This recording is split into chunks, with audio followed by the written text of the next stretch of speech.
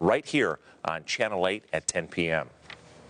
Well, remember the UFO videos released by the Pentagon? It was late last year. Apparently, there are still more lurking in the military files. In fact, a man who spent 10 years working on the government's secret study of UFOs says there may have been many dramatic encounters with unknown technology that is far more advanced than anything in the U.S. military. Much of that secret UFO study was carried out right here in southern Nevada. The I-Team's KNAPP recently sat down with the former intelligence officer who saw more of those files than anyone.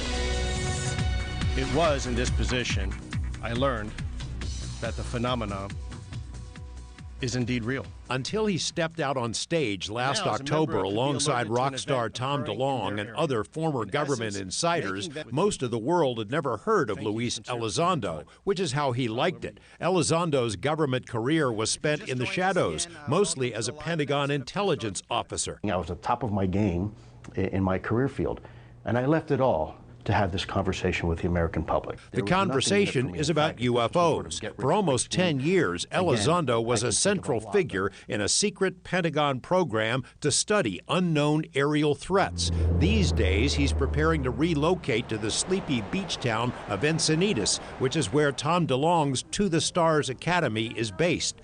That organization made public a pair of UFO videos which Elizondo helped to declassify before he left Washington. The videos were recorded by military pilots during encounters with far superior technology. In December, the New York Times reported on Elizondo and the videos, which set off a flurry of mainstream news coverage. Critics questioned whether Elizondo had released the videos on his own, as if he hid them in his lunch pail. The Department of Defense made the decision to release them. Through the Department of Defense DOPSR process, approved the release for exactly the reason why the request was made. So it was completely on the up and up. One video recorded off San Diego in 2004 capped off a week of encounters between UFOs and the USS Nimitz battle group. Navy pilots got up close and personal with an object they described as a large tic-tac, but which was capable of seemingly impossible movements and acceleration.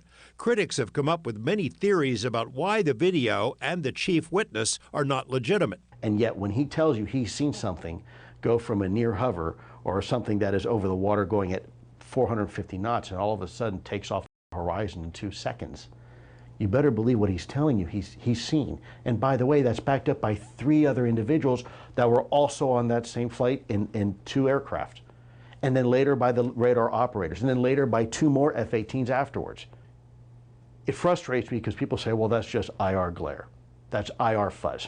You know, or that's an atmospheric condition. A bug on the windshield. Right. I said, look, atmospheric conditions you cannot lock a radar onto. So I'm sorry, it's not atmospheric. An initial cursory report about the tic-tac encounter was tossed in a drawer at the Pentagon, but the case was revived after Nevada Senator Harry Reid and colleagues initiated a formal program to study UFO incidents involving the military. The civilian contractor was Bigelow Aerospace in North Las Vegas. Investigators interviewed 18 witnesses to the tic-tac case and declared it to be a legitimate unknown. The tic-tac in that incident, that's not Russian, that's not Chinese, it's not ours, right? It's somebody else's. It's from somewhere else. I think even more compelling.